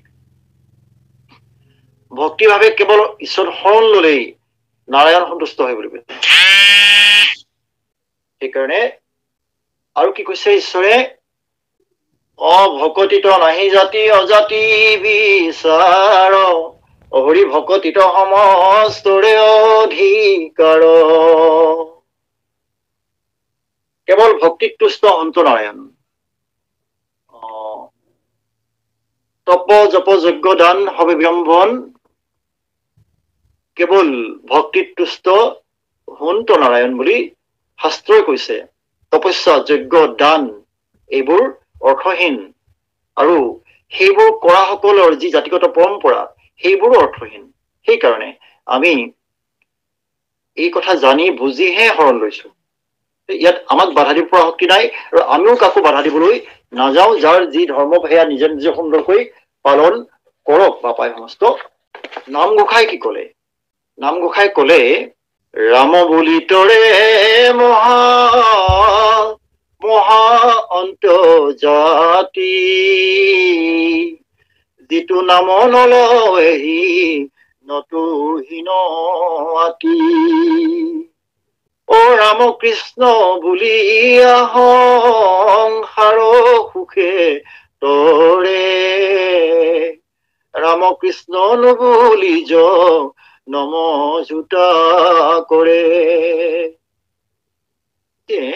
ৰাম বুলি তৰে মহা অন্তৰ্জাতি। অন্তৰ্জাতি মানে সমাজৰ আটাইতকৈ তলৰ যিবোৰ জাতি। তলৰ বুলি কিয় কোৱা হৈছে?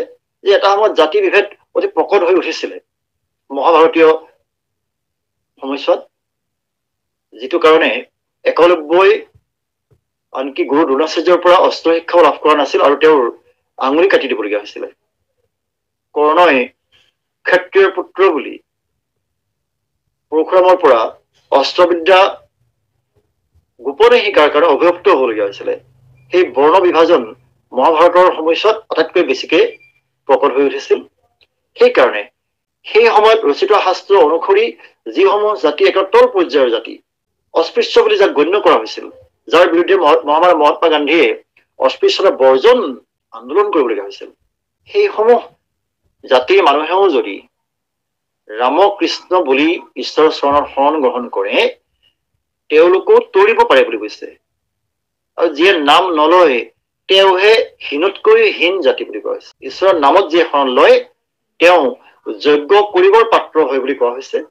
আৰু যে ঈশ্বৰ বিমুখ তেওঁকে ক্ষুদ্ৰ বুলি কোৱা হৈছে।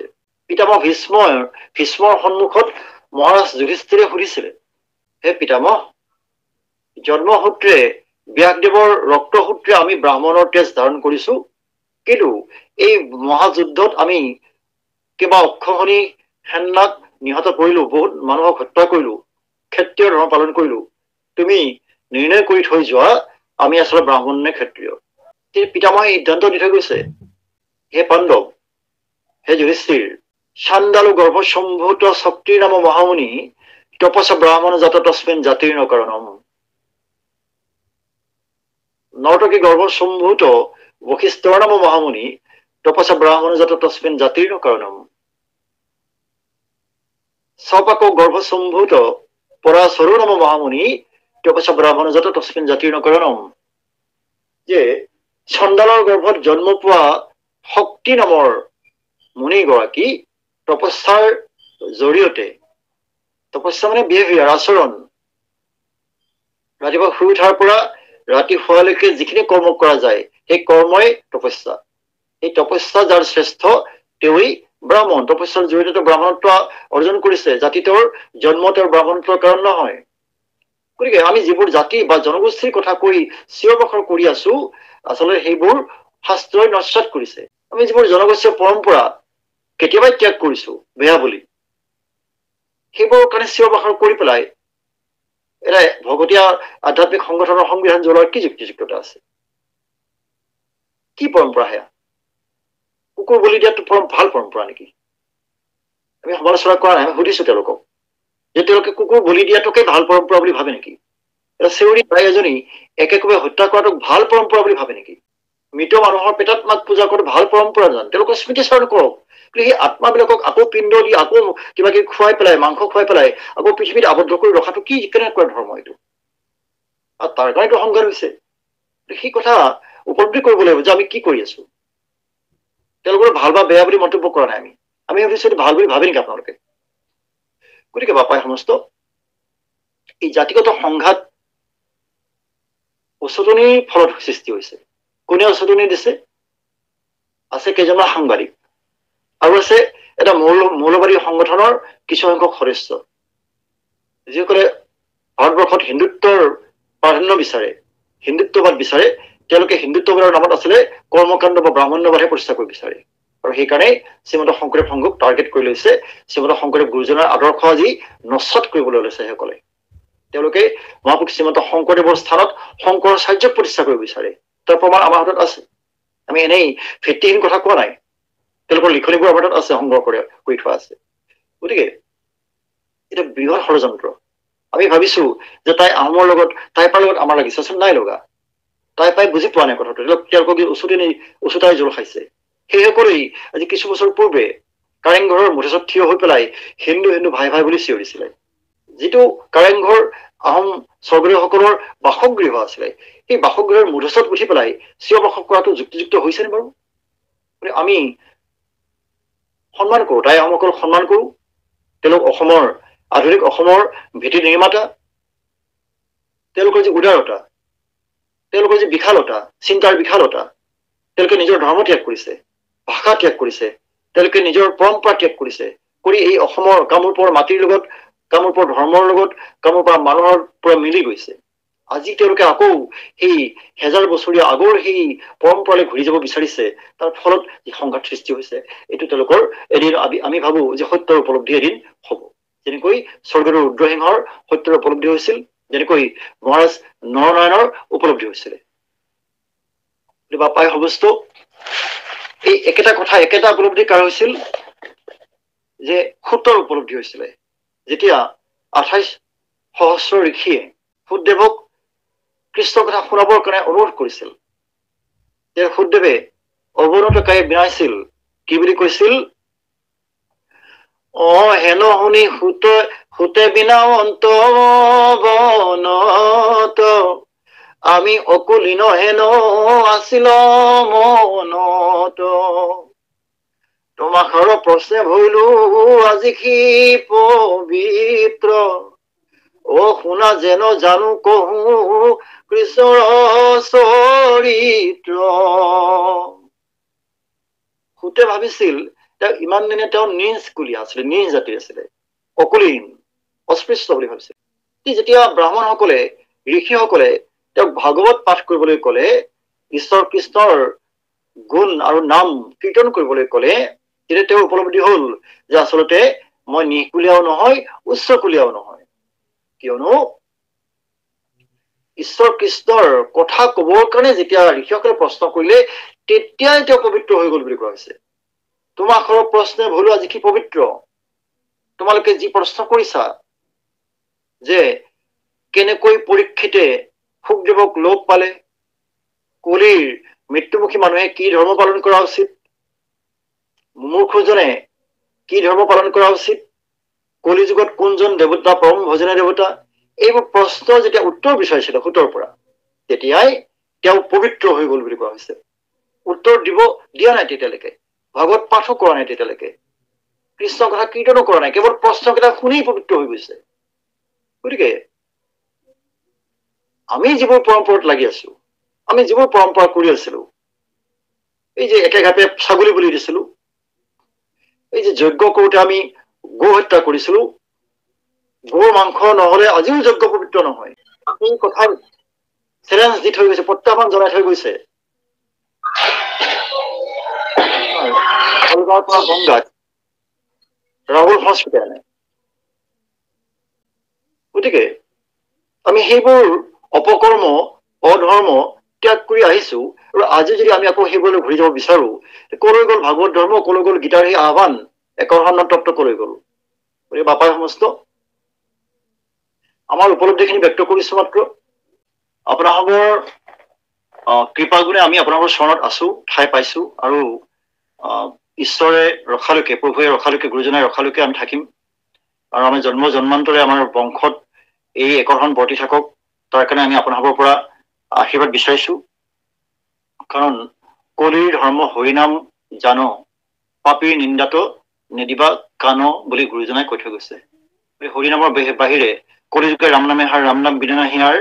গতিকে এই ৰাম নামৰ যি মহাশক্তি, সেই মহাশক্তিৰে আমি বলৱান হৈ গুৰুজনাৰ এই ধৰ্ম প্ৰচাৰ আৰু প্ৰসাৰ কৰিবৰ কাৰণে প্ৰযত্ন কৰিব লাগে। কিয়নো আমি পূৰ্বৰ পৰম্পৰাত যদি থাকিবলগীয়া হয়, তো আমাৰ উত্তৰণ নহব। এটা উদাহৰণ দিছো, আমাৰ পিতাই লং পেণ্ট পিন্ধা নাছিলে, পিতাকেও ককাই পিন্ধা নাছিলে। তাৰমানে আমাৰ বংশত লং পেণ্ট পিন্ধা প্ৰথম প্ৰজন্ম আমি যেতিয়া সৰুতে আছিলো, কম বয়সীয়া হৈ আছিলো, আমাৰ ঘৰবোৰ কেঁচা ঘৰ আছিলে, খেৰী ঘৰ আছিলে। তাৰ আগৰ সকলো প্ৰজন্মৰ ঘৰবোৰ খেৰী আছিলে। এতিয়া আমাৰ ঘৰবোৰ খেৰী নহয়, এতিয়া আমাৰ সকলোৰে ঘৰবোৰ পকী হৈছে। আমি খেৰী ঘৰ বন্ধা বাদ দিলো, আমি নতুনকৈ পকা ঘৰ বান্ধিবলৈ শিকিলো। আমি ধুতি চোলা বাদ দিলো, আমি লং পেণ্ট বা কোট টাই পিন্ধিবলৈ শিকিলো। আমি আগতে নাঙলেৰে হাল বাইছিলো, এতিয়া সকলোৱে ট্ৰেক্টৰেৰে হাল বাওঁ। আমি সকলোবোৰ ত্যাগ কৰিছো।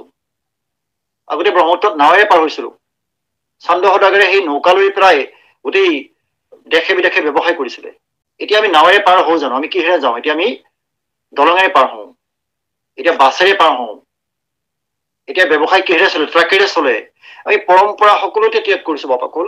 কেৱল আমি এটাত লাগি আছো যে মাংস আৰু মদ খোৱাটোত লাগি আছো।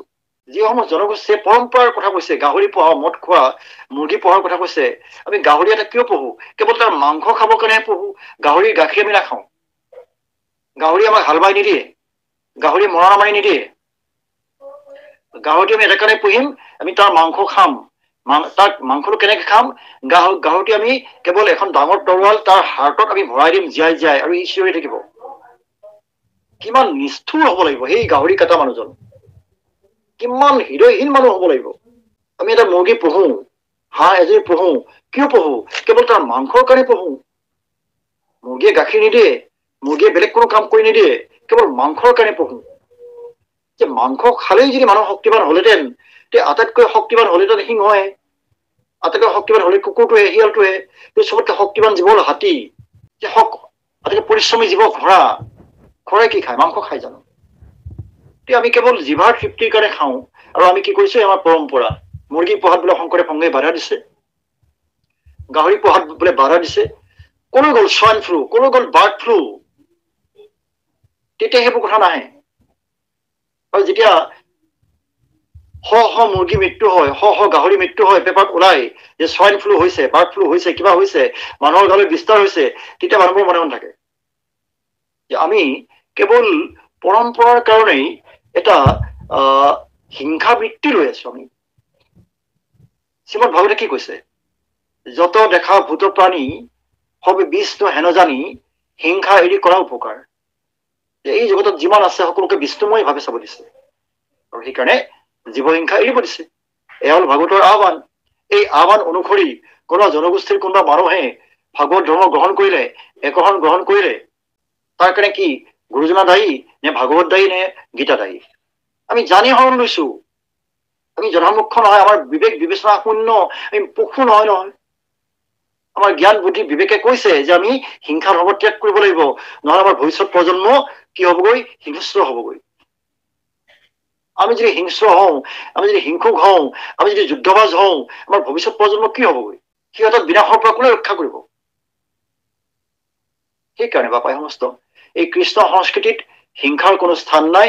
হিংসাই আমাক কেৱল ধ্বংসৰ মুখলৈ লৈ যাব। সেইকাৰণে গুৰুজনাই কৈছে, নিনিন্দিবা নবন্দিবা। কোনোবাই যি কৰে কৰক, নিন্দা নকৰিবা, কিন্তু তেওঁলোকে কৰা অন্যায়টোক বন্দনাও নকৰিবা। এতিয়া আমাক হেঁচা দিয়া হৈছে, তোমালোকে বন্দনা কৰা, বন্দনা কৰা। আমাক সাংবাদিকে হেঁচা দিছে, মিডিয়াই হেঁচা দিছে, জনগোষ্ঠীয়ে হেঁচা দিছে, ইভেন সমাজৰ কিছুমান বিশেষ যাক আমি বুদ্ধিজীৱী বুলি কওঁ, তেওঁলোকে হেঁচা দিছে শ্ৰীমন্ত শংকৰদেৱ সংঘক, যে সংঘই হেনো মানুহক কি কৰিছে, যে ধৰ্মান্তৰিত কৰিছে, সংঘই হেনো সমাজত বিভেদ আনিছে, সংঘই হেনো সমাজ ভাঙিছে। আৰে মোৰ পিতৃ ঢুকাল, কাৰোবাৰ দেউতাক ঢুকাল, দেউতাক ঢুকাৰ পিছত নাম প্ৰসংগ হল, তেওঁৰ আত্মাই মুক্তি পালে, আকৌ বছৰে বছৰে পিণ্ড দিব লাগিব নেকি সেই আত্মাৰ কাৰণে? দেৱতা পূজাৰ নামত আমি কি বলি দিব লাগিব নেকি? ছাগলী বলি দিব লাগিব, নে গৰু বলি দিব লাগিব, নে কুকুৰ বলি দিব লাগিব? কামাখ্যা দেৱী পূজাৰ নামত আমি কি নৰবলি কৰিব লাগিব নেকি? আকৌ শদিয়াত কাছা খেতি পূজাৰ নামত আকৌ কি নৰবলি কৰিব লাগিব নেকি? এতিয়াও কামাখ্যা মন্দিৰত 26 গেলন মদ দিয়া হয় অম্বুবাচীৰ সময়ত, আজিৰ তাৰিখলৈকে। প্ৰতি বছৰে নৰবলি হৈ আছে তাত। এতিয়াও মন্দিৰৰ ভিতৰত নকৰে, বাহিৰত কৰে, একো হাবিৰ মাজত কৰি কৰি পেলাই দেখা যায় যে এটা মানুহৰ কটা মূৰ এটা ওলাইছে, কিবা এটা ওলাইছে। এইবোৰ চলি আছে এতিয়াও। এতিয়াও কি আমি জাতিভেদ মাজত, উচ্চ নিচৰ মাজত থাকিব লাগিব নেকি? এতিয়াও কোনোবা ব্ৰাহ্মণৰ ভৰি ধোৱা পানী কোনোবা সুধিলে মূৰত ল'ব লাগিব নেকি আজিৰ তাৰিখতো? বিশ্বৰ সকলো ধৰ্মই বৰ্ণ বিভেদ ত্যাগ কৰিছে। আজি বিশ্বৰ সৰ্ববৃহৎ ধৰ্ম খ্ৰীষ্টিয়ান, তাত কোনো উচ্চ নিচৰ ভেদাভেদ নাই। তাত দুটা ভাগ আছে, ৰোমান কেথলিক আৰু প্ৰটেষ্টাণ্ট, কিন্তু তাত উচ্চ বা নিচ বোলাৰ কথা নাই, বৰ্ণ বিভেদ তাৰ নাই। বিশ্বৰ বিভিন্ন দেশৰ বিভিন্ন গোষ্ঠীৰ, নৃতাত্ত্বিক গোষ্ঠীৰ মানুহ খ্ৰীষ্টান ধৰ্মত আছে। তাত কি এই দেশে কথা আহিছে নেকি? আজি ইছলাম ধৰ্ম, পৃথিৱীৰ প্ৰায় 57খন দেশত ইছলাম ধৰ্ম আছে। 57খন দেশৰ সকলো মানুহ এটা নৃগোষ্ঠীৰ নহয় নহয়। তাত আৰ্য আছে, অনাৰ্য আছে, দ্ৰাবিড় আছে, আপোনাৰ নিগ্ৰো আছে, ককেশীয় আছে, আলপাইন আছে, বিভিন্ন গোষ্ঠীৰ মানুহ ইছলাম ধৰ্মত আছে। তাত কি এইবোৰ কথা আহিছে নেকি? বোলে আমাৰ গোষ্ঠীৰ পৰম্পৰা বুলি ইছলামে হেৰি কৰিছে, কিবা কৰিছে, এনেকুৱাটো কথা অহা নাই। আজি বৌদ্ধিষ্টসকল সমগ্ৰ দক্ষিণ পূব এছিয়াৰ দেশবোৰত বৌদ্ধ ধৰ্ম বিস্তাৰ হৈ আছে, আৰু তাত বিভিন্ন গোষ্ঠীৰ নৃগোষ্ঠীৰ মানুহ আছে, তাত আছে। তাততো এই কথা অহা নাই। অসমত মহাপুৰুষ শ্ৰীমন্ত শংকৰদেৱ গুৰুজনাই ইমান সুন্দৰ সাত্বিক ধৰ্ম প্ৰদান কৰিছে, আৰু তাত বাৰে বাৰে এই কথা কিয় আহি আছে যে আমাৰ নৃগোষ্ঠীৰ বিৰোধিতা কৰিছে, আমাৰ কিবা কৰিছে? আমি সকলো আজি কোৱা হৈছে হিন্দু হিন্দু ভাই ভাই বুলি। আজি হিন্দুত্বৰ আধাৰত ভাৰত ৰাষ্ট্ৰ নিৰ্মাণ কৰিবলৈ বিচৰা হৈছে। তাৰ আধাৰ কি তেতিয়াহ'লে? যদি এই বৰ্ণ বিভেদ থাকে, হিন্দু এক হ'ব পাৰিব জানো? শ্ৰীমন্ত শংকৰদেৱে বেছি কাম কৰিছে হিন্দুত্বৰ কাৰণে। যদিও শ্ৰীমন্ত শংকৰদেৱ সংঘ হিন্দুত্বৰ আধাৰত বিস্তাৰ হোৱা নাই, কিন্তু আমি ভাবো যিসকল হিন্দুত্ববাদী সংগঠন আছে তাতকৈ শ্ৰীমন্ত শংকৰদেৱ বেছি বেছি ডাঙৰ কাম কৰি আছে সকলোকে একগোট কৰাৰ কাৰণে। আমি সেই কথাবোৰ অলপ বুজি পাব লাগিব। গতিকে আমাৰ আধাৰটো হিন্দুত্ব নহয়, আমাৰ আধাৰ মানৱতা। শ্ৰীমন্ত শংকৰদেৱ সংঘৰ পৰিধি সমগ্ৰ বিশ্বই আমাৰ পৰিধি, আৰু আমি ভাবো, আমাৰ বিশ্বাস আছে যে এদিন বিশ্বৰ শান্তিপ্ৰিয় মানুহে মহাপুৰুষ শ্ৰীমন্ত শংকৰদেৱ গুৰুজনাৰ আদৰ্শ গ্ৰহণ কৰিবই লাগিব, ইয়াৰ কোনো বিকল্প নাই। আপুনি ধৰি লওক যে আৰু 10 বছৰৰ ভিতৰত তৃতীয় বিশ্বযুদ্ধ হ'ব, মনেৰে ভাবি লওক। যদিহে হয় তৃতীয় বিশ্বযুদ্ধ হলে পৃথিৱীৰ কিমান শ কোটি মানুহৰ মৃত্যু হ'ব ভাবকচোন।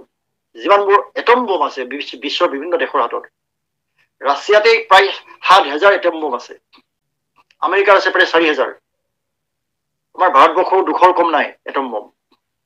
এই এটম বোম বিলাক, এই পাৰমাণৱিক বোমাবিলাক বিস্ফোৰিত হলে, য'ত বিস্ফোৰিত হব তাত কি মানুহ বাচিব?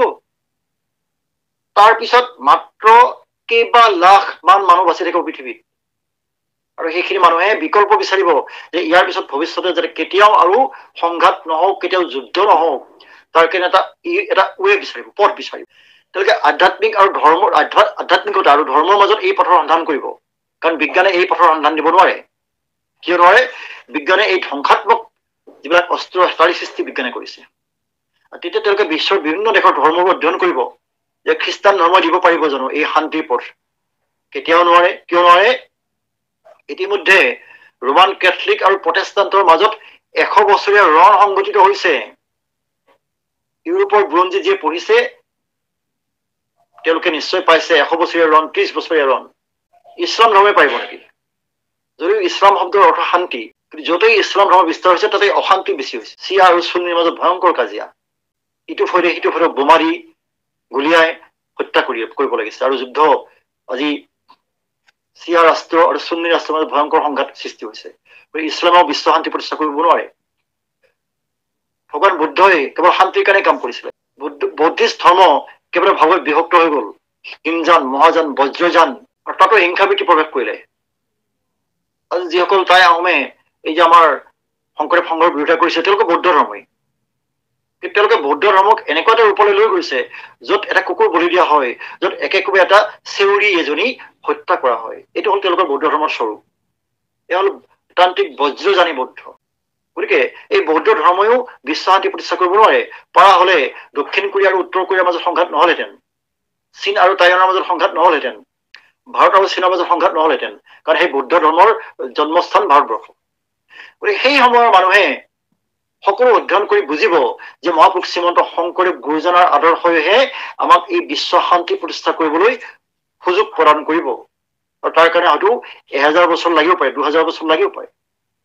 আজি 2000 বছৰৰ পিছত খ্ৰীষ্টান ধৰ্ম বিশ্বজুৰি বিস্তাৰিত হৈছে। আজি 1500 বছৰৰ পিছত ইছলাম ধৰ্ম বিশ্বজুৰি বিস্তাৰিত হৈছে। 2000 বছৰৰ পিছত শ্ৰীমন্ত শংকৰদেৱ গুৰুজনাৰ এই একশৰণ হৰিনাম ধৰ্মই কিমানলৈ বিস্তাৰিত হৈ সেয়া আমি কল্পনা কৰিব নোৱাৰো, আমাৰ কল্পনাৰ বাহিৰত। কাৰণ কিয় মানুহে সদায় শুদ্ধ আৰু সাত্বিক পথৰ সন্ধানলৈ যায়। কলেজতা পৰিহাৰ কৰি মানুহে কেৱল শান্তি বিচাৰে, কাৰণ এতিয়াৰ যুগৰ মানুহৰ অশান্তি কৰিবলৈ, যুদ্ধ কৰিবলৈ সময় নাই। যিবিলাক যুদ্ধ পিপাসু যুদ্ধবাজ জাতি আছে, এইবোৰ এদিন ধ্বংস হৈ যাব। তেতিয়া কেৱল শান্তিপ্ৰিয় মানুহখিনি বাচি থাকিব। তেতিয়া তাকে কোৱা হৈছে সত্য যুগ। সেই সত্য যুগত কি আছে? কেৱল আদি সত্য যুগে শুদ্ধ ধৰ্ম আছিলে মাত্ৰ হৰিনাম। এই হৰিনাম আকৌ বিস্তাৰ হব বাপসকল, আইসকল। তাৰ কাৰণে আমি এই একাৱন্ন হৰিনাম ধৰ্ম প্ৰবাহিত কৰি লৈ যাব লাগিব। কোনোবাই সমালোচনা কৰে, কোনোবাই পিছফালৰ পৰা গাড়ী পাৰে, কোনোবাই কিবা বেয়া মন্তব্য দিয়ে, যি কৰে কৰক, পাপীৰ নিন্দাত নেদিবা কাণ বুলি গুৰুজনাই সেইকাৰণে আহ্বান জনাই থৈ গৈছে বাপাই সমাজটো। গতিকে আমাৰ কি কৰ্তব্য? আমাৰ কৰ্তব্য এই ব্ৰহ্মোপাসনা বিস্তাৰ কৰিব লাগিব। কি ব্ৰহ্মোপাসনা? প্ৰথমে প্ৰণাম ব্ৰহ্মৰূপী সনাতন, সৰ্ব অৱতাৰৰ কাৰণ নাৰায়ণ, কমলত ব্ৰহ্মা ভৈলা জাত, যুগে যুগে অৱতাৰ অধৰা সংঘাত। যি ব্ৰহ্মক সত্য যুগত উপাসনা কৰি এচাম মানুহ ব্ৰাহ্মণ হিচাপে প্ৰতিষ্ঠা হৈছে। জন্ম না যায় এটা শুদ্ৰা সংস্কাৰত দ্বিজ ওচৰতে মেৰ পাঠাত ভৱিত বিপ্ৰ ব্ৰহ্ম জানাতে এটি ব্ৰাহ্মণ। এই ব্ৰহ্মক জানিলে মানুহ ব্ৰাহ্মণলৈ উন্নীত হয়। উপাধিৰ দ্বাৰা, জন্মৰ দ্বাৰা, বৰ্ণৰ দ্বাৰা, উপবিধানৰ দ্বাৰা মানুহ ব্ৰাহ্মণ বা ক্ষত্ৰিয় বা বৈশ্য বা শূদ্ৰ নহয় বাপকল। গতিকে ব্ৰহ্মক জানিব লাগিব। সেই ব্ৰহ্ম পৰিচয় আমাক কৰাই থৈছে গুৰুজনাই। আৰু সেইকাৰণে এই ব্ৰহ্ম উপাসনাহে কলিযুগৰ প্ৰধান ধৰ্ম।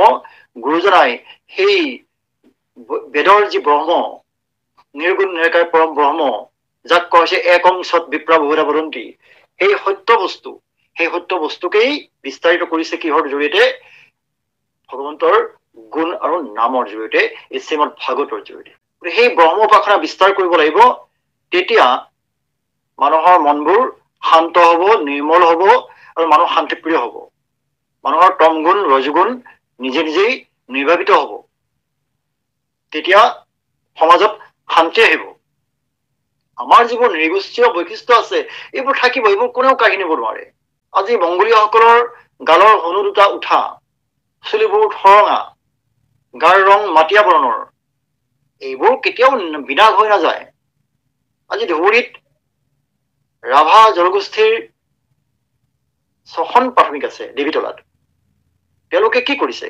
ৰাভাক পোছাক বাদ দিবলগীয়া হোৱা নাই। তেওঁলোকে সংঘলৈ অহাৰ কাৰণে ৰাভা পোছাক, ৰাভা ভাষা, ৰাভা সাহিত্য বিসৰ্জন দিবলগীয়া হোৱা নাই। তেওঁলোকে গুৰুজনাৰ নাম ৰাভা ভাষালৈ ট্ৰেন্সলেট কৰিছে, কৰি নাম গাইছে ৰাভা ভাষাত। তেওঁলোকৰ গোষ্ঠীগত পৰিচয় বিনাশ হোৱা নাই। তেওঁ কি বিসৰ্জন দিছে? যিবোৰ তামসিক আচৰণ, এই যে গাহৰি পোহা, মদ খোৱা, মদ খাই মাতাল হৈ থকা, ৰাস্তাৰ দাঁতিত বাগৰি পৰি থকা, কাজিয়া কৰা, এইবোৰ বিসৰ্জন দিছে, বেয়াবোৰ বিসৰ্জন দিছে। আৰু বেয়াবোৰ যদি বিসৰ্জন দিব আমি নিশিকোৱেই, আমি কেনেকৈ জীৱৰ শ্ৰেষ্ঠ হম? আমি যদি হিংসাবৃত্তি পৰিহাৰ কৰিবই নিশিকিলো, আমি কেনেকৈ জীৱশ্ৰেষ্ঠ হম? মই এটা উদাহৰণ দিছো আপোনালোকক। আমি বাঁহৰ খেতি কৰো, বাঁহ গছ ৰুও নহয়। এই বাঁহ গছ যেতিয়া পোখা দিয়ে, তেতিয়া কেনেকৈ দিয়ে অলপ মন কৰিবচোন। প্ৰথমতে সৰু সৰু বাঁহবোৰ হয়, তাক আমাৰ দৰঙত লাৰুৱা বাঁহ বুলি কয়। তাৰপিছত অলপ ডাঙৰ হয়, টুকনীয়া বাঁহ বুলি কয়। তাৰ পিছতহে পৰিপূৰ্ণ বাঁহৰ ডাঙৰ ডাঙৰ গাজবোৰ ওলায়, আৰু সেই গাজবোৰ বাঁহৰ পাখুৱে আগুৰি থাকে। পাখু বুলি কয়, আপোনালোকে কি কয় মই নাজানো, আমি ইয়াত পাখু বুলি কওঁ। যদি বাঁহ গছজোপা যিমানেই ওপৰলৈ যাব, তলৰ পৰা ক্ৰমানে পাখুবোৰ এৰুৱাই গৈ থাকে, আৰু এটা সময়ত গৈ সি পূৰঠ হয়, আৰু সকলো পাখু এটা সময়ত এৰি পৰে। আমি মহাপুৰুষৰ সান্নিধ্যলৈ আহি, এই একন হৰিনাম ধৰ্মলৈ আহি, আমি আমাৰ এই পাখুবোৰ এৰুৱাব লাগিব। পাখু মানে যিবিলাক আমাৰ আৱৰি থাকে, কি এই কাম, ক্ৰোধ, লোভ, মোহ, মদ, মাৎসৰ্য, ছয় লিপু, তাৰ লগতে এইবোৰ হিংসাবৃত্তি, এই যে ধৰিয়ান মাৰি খাওঁ, এই যে বলিৰে, এই যে কোবাই মাৰ, এই যে কাটি মাৰ, এই যে ডেগাৰ ভৰাই মাৰ, এইবোৰ আমি বাদ দিব লাগিব, পৰিহাৰ কৰিব লাগিব। তেতিয়াহে আমাৰ মনৰ যি সৎ ভাৱনা তাৰ বিকাশ হব। তেতিয়া আমি সৎসংগ পাম, নিজে যেতিয়া সৎ হম, আমি সৎসংগ লাভ কৰিম তেতিয়া। আৰু সেই সৎসংগৰ জৰিয়তেহে কি হব, যে আমাৰ মনৰ দুৰ্বাসনাবোৰ আঁতৰ হব। সেইকাৰণে কৈছে, সাধু সংগ অনুসৰা, শ্ৰৱণ কীৰ্তন কৰা, পৰিহৰা পাখণ্ড আচাৰ। এই পাখণ্ড আচাৰবোৰ পৰিহাৰ কৰিব লাগিব। কোনবোৰ পাখণ্ড আচাৰ? এই যিবোৰ কথা আমি এৰি থৈ আহিছিলো, এই যে একে ঘাই বলি দিয়া, এই যে ভূত পেটক পূজা কৰা, এই যে অপদেৱতা পূজা কৰা, এই যে শিল পূজা কৰা, এই যে শিলৰ মুঠিত গাখীৰ ঢলা, যি গাখীৰ মহামূল্যৱান এবিধ খাদ্য, দুখীয়া দৰিদ্ৰক আমি যদি ভগাই দিওঁ উপকৃত হব, বেমাৰী মানুহে খাবলগীয়া, আমি কি কৰিছো, পৰম্পৰাৰ নামত শিলৰ মুঠিত ঢালি আছো। কোনেও নাখায়, এনেই নষ্ট হৈ যায়, হেজাৰ হেজাৰ লিটাৰ গাখীৰ। এইবোৰ এই বাঁহৰ পাখু স্বৰূপ পাখণ্ড আচাৰ বুলি কোৱা হৈছে। কাৰোবাৰ বিশ্বাস কৰি থাকক, কিন্তু আমি নকৰো। আৰু আমাৰ যদি কোনোবা সংগীয়ে কৰে, তেওঁ সংগীপত এনেই হেৰুৱাব, কাৰণ তেওঁ একোখন মংগ হল। তাৰ প্ৰমাণ হিচাপে আমি কব পাৰো, আপোনালোকে গুৰুজনাৰ এগৰাকী সেই সময়ৰ শিষ্য ব্যাসকলাৰ নাম শুনিছে। ব্যাসকলাই একশনীয়া আছিলে, ব্ৰাহ্মণ। তেওঁৰ 9টা ল'ৰা আছিলে। আৰু সেই সময়ত যিহেতু মহামাৰী বিলাক আহিছিল, এতিয়া নিচিনা উন্নত চিকিৎসা নাছিলে, বৰাই বিস্তাৰিত হৈছিলে, বৰাই বৰ বসন্ত, আৰু এটা 8টা ল'ৰা বৰাইত নিহত হল।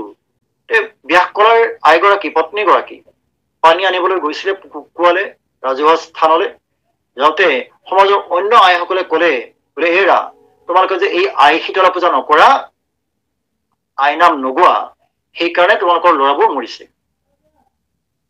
গতিকে তোমালোকে এই একশৰণ বাদ দি কাম কৰা, এই শীতলা পূজা কৰা, তেতিয়া ল'ৰাটো এটা ল'ৰা আছে, বাচিব।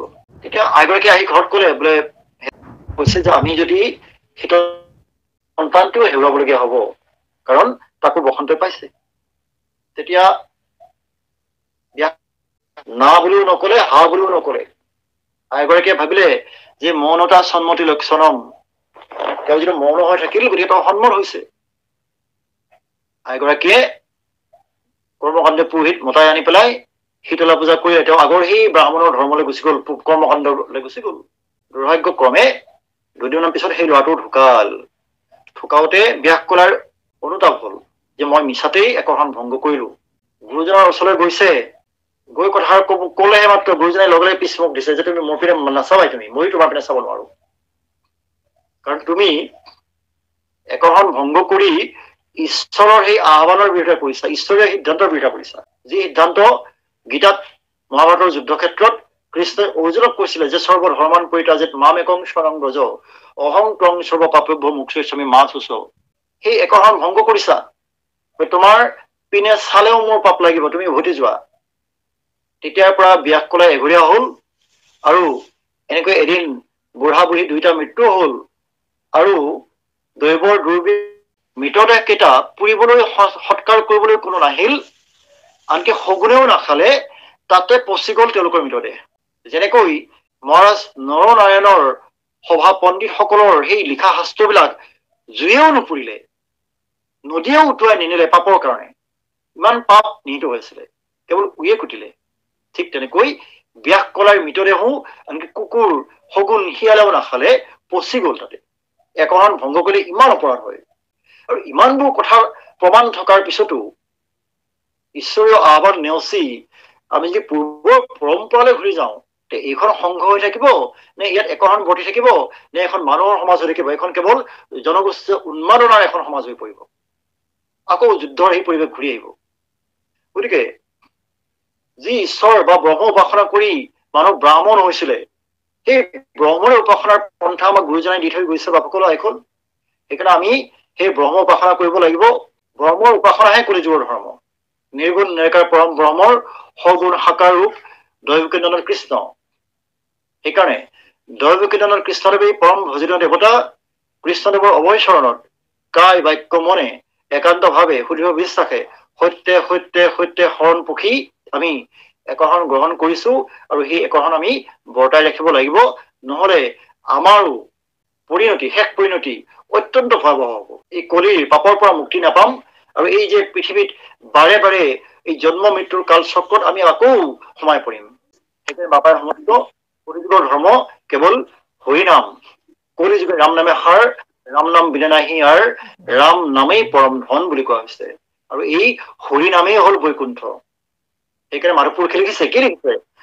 হৰি নাম ৰখে বৈকুণ্ঠ প্ৰকাশে, প্ৰেম মৃতৰ নদী শ্ৰীমন্ত শংকৰে পাৰ ভাঙি দিলা বহে ব্ৰহ্মাণ্ড কভেদি। এই হৰি নাম ৰূপী বৈকুণ্ঠৰ পাৰ ভাঙি দিছে কোনে? যে ঈশ্বৰ কৃষ্ণৰ নাম আৰু গুণৰ জৰিয়তে শ্ৰীমন্ত শংকৰদেৱে। সেইকাৰণে আমি বৈকুণ্ঠৰ নিবাসী হব লাগিব। বৈকুণ্ঠৰ নিবাসী মানে আমি নামৰ নিবাসী হব লাগিব। বেলেগ আৰু ক'তো এই চৰ্মচক্ষুৰে দেখা পোৱা বৈকুণ্ঠ ক'তো নাই। যদি কিবা আছেও সেয়া আমাৰ মৃত্যুৰ পিছত আমি কৰ্মফল অনুসৰি সেয়া পাম। পাম নে নাপাম তাৰ কোনো গেৰেণ্টি নাই। আমি এতিয়াই পৃথিৱীখনকে বৈকুণ্ঠলৈ ৰূপান্তৰ কৰিব নোৱাৰো নে? আমাৰ ঘৰখন বৈকুণ্ঠলৈ ৰূপান্তৰ কৰিব নোৱাৰো নে? কিহৰ জৰিয়তে? কেৱল নামৰ জৰিয়তে। হৰি নামৰ ৰসে বৈকুণ্ঠ প্ৰকাশে। হৰি নামৰ ৰসৰ দ্বাৰাহে বৈকুণ্ঠ প্ৰকাশ পায়। আমি বেলেগ ক'ৰবাত বৈকুণ্ঠ আছে বুলি মৃত্যুৰ পিছত যাম বুলি আশা নকৰাই ভাল পায় সমস্ত। কাৰণ আমি এই বৈকুণ্ঠ গমন মানে মুক্তি, মুক্তি বাঞ্ছা ভগতে কৰিব নালাগে। সেইকাৰণে মাধৱপুৰুষে লিখিছে, মুক্তিটো নিস্পৃহ যিটো সেই ভকত কলমো ৰসময় মাগো ভগতি। আমি ৰসময় ভগতিহে মাগিব লাগে। কি ৰস এয়া? প্ৰেম ৰস। কি প্ৰেম? যে কৃষ্ণ প্ৰেম, প্ৰেম ভগতি। আৰু সেই প্ৰেম ভগতি গোপিনীসকলৰ দৰে ভগৱন্ত পুৰুষে যেতিয়া বাঁহী মুৰলী বজাইছিলে, বাঁহী বজাইছিলে যমুনাৰ সেই বালিচৰত, তেতিয়া গোপিনীসকলে মাছ নিখাও নিজৰ পৰিয়ালৰ মায়া ত্যাগ কৰি কেৱল ঈশ্বৰৰ সান্নিধ্য পাবৰ কাৰণে দৌৰিছিলে। সেয়া হল প্ৰেম ভগতি। আমাৰো কৃপালু গুৰুজনাই আমাক সেই প্ৰেম ভগতি প্ৰদান কৰিছে, আৰু আমি সেইকাৰণে ব্ৰহ্ম উপাসনাৰ জৰিয়তে, ঈশ্বৰ কৃষ্ণৰ পদ সেৱাৰ জৰিয়তে, ভকতৰ পদ সেৱাৰ জৰিয়তে, নামৰ সেৱাৰ জৰিয়তে, গুৰু দেও নাম আৰু ভকত এই চাৰি বস্তুৰ সেৱাৰ জৰিয়তে আমি ভগৱন্তৰ অভয়চৰণত আশ্ৰয় লৈ থাকিব লাগে। তেতিয়া আমাৰ এই যিবোৰ কুলধৰ্ম, বংশ ধৰ্ম, ৰাজধৰ্ম সকলো বিনাশ হৈ কেৱল ভক্তি ধৰ্ম বিস্তাৰিত হব। আৰু এই পৰম্পৰাৰ নামত যিবোৰ আমি অপকৰ্ম কৰি আহিছো, ভূত প্ৰেতৰ পূজা কৰো, জীৱ হত্যা কৰো, পশু বলি দিও, এই যে মাদক দ্ৰব্য আমি আগবঢ়াও, এই যে বৰ্ণ বিভেদ আমি বৰ্তাই ৰাখো, আমি যে মানুহক উচ্চ বা নিচত ভগাও, আমি যে মানুহৰ আত্মা নিচিনো, আমি কেৱল শৰীৰটো চাওঁ। জীৱ অংশে প্ৰৱেশিলা গাঁৱে গাঁৱে বুলি কৈছে। প্ৰতিজন মানুহৰ হৃদয়ত, প্ৰতিটো জীৱৰ হৃদয়ত কেৱল ঈশ্বৰে আছে, ঈশ্বৰৰ অংশ আছে আত্মাস্বৰূপে। এতিয়া আমি কিয় সেই ঈশ্বৰৰ অংশক আমি সৰু বা ডাঙৰ সাজো? আমি কিয় সেয়া বৰ্ণৰ নামত, গোষ্ঠীৰ নামত উচ্চ বা নিচত বিভাজিত কৰো?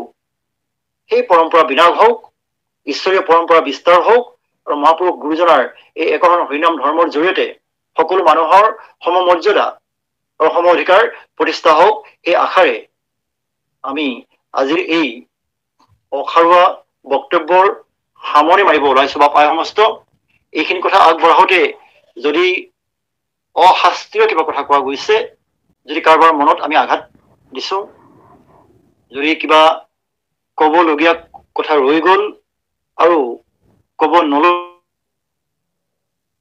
সমস্তখিনিৰ কাৰণে মাৰ্জনা বিচাৰি আমি আপোনালোকৰ চৰণত সভক্তিৰে শিৰনত কৰি সেৱা জনাইছো মহাপুৰুষ মাধৱদেৱ গুৰুজনাৰ এজোকা কোষাৰে। অপৰাধ বিনাশন তুজু নাম নাৰায়ণ জানি নামে পখিলো শৰণ অনগতি নাহিকে মৰণে অপৰাধ ক্ষমা কৰি তুমি দয়াশীল হৰি মোক ৰক্ষা